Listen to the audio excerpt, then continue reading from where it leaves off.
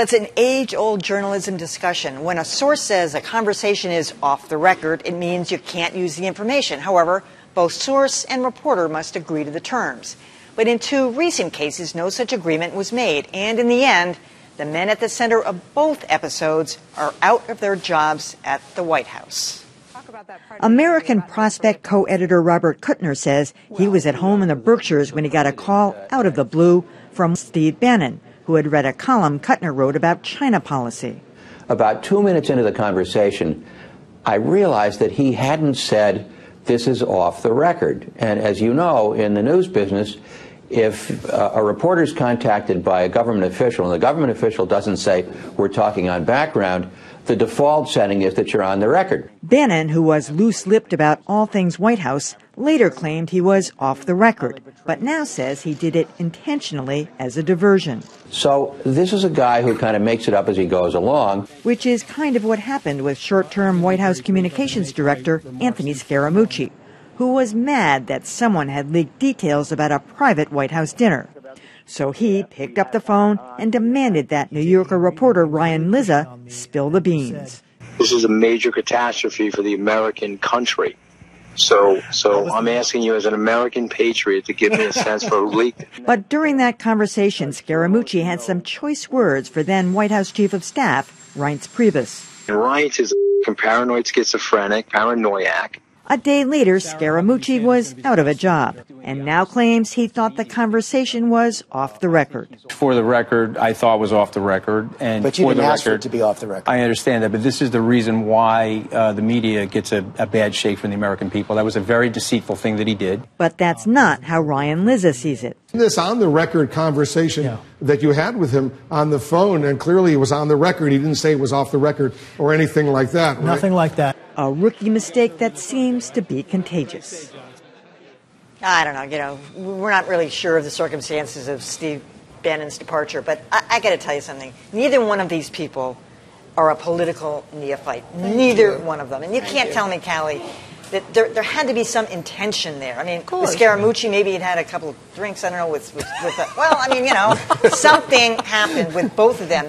They got all frustrated with something they'd heard or read, and same the case with the Robert Kuttner piece, and picked up the phone and started railing. But they had to have known. Of course they knew. Come on. And even if you didn't know right off the top, let's say he got out one F paranoiac and Scaramucci. About that time you think, uh-oh, now should I say, wait a minute, everything else I say now is, and then but he didn't. He knew exactly what he was doing. Likewise with Bannon. And I'm trying to read this timeline as to when his alleged resignation took place. So my feeling is he already knew that was coming, and he set a date, and he says, now I'm going to say whatever I feel like saying. And who can I say it to that would be the least likely person expecting me to call them? That would be Mr. Kuttner. You know, let's not forget, too, that Ryan Lizza has said that Scaramucci did go off the record a couple of times. Oh, that's true. And that he did not use any of that. But the rest of it was all on the record. There are plenty of Washington insider journalists who play footsie with their sources. We all know that. We all miss Tim Russert, but there was a particularly nasty episode with him where he had to testify in a legal proceeding of some sort. And he was asked about his own practice with off the record, and he said that, I consider everything to be off the record unless I'm specifically told it's on the record.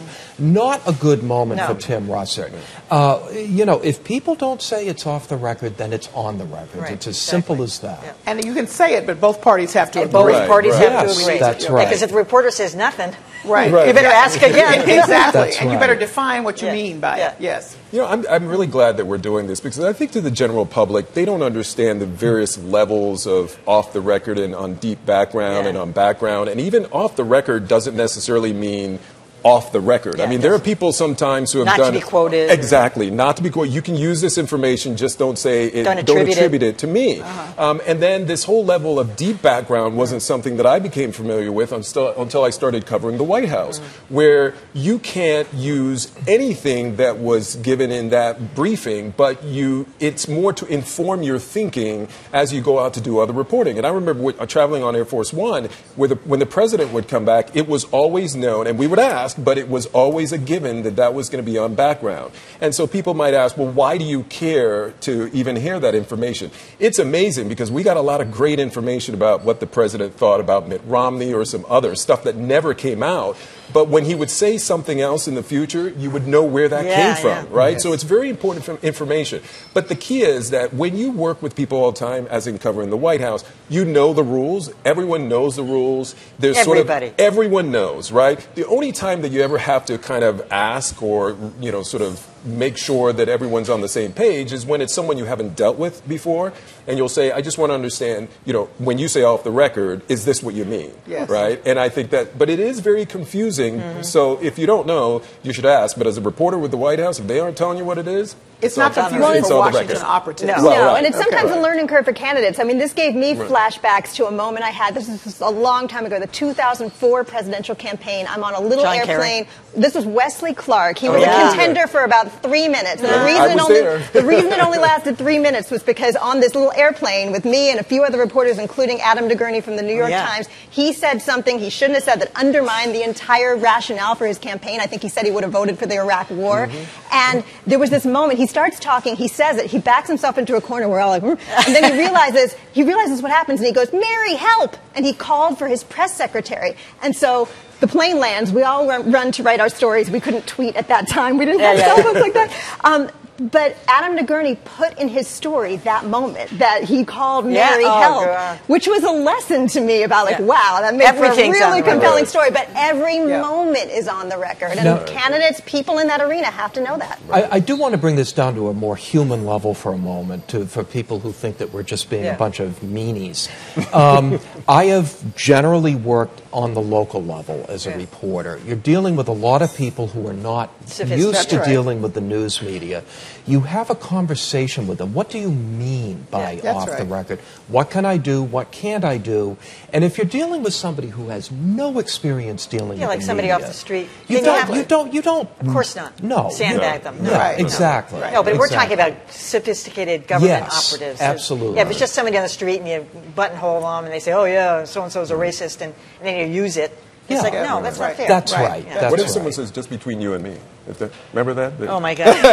Then you make it clear. Put the microphone aside. All right.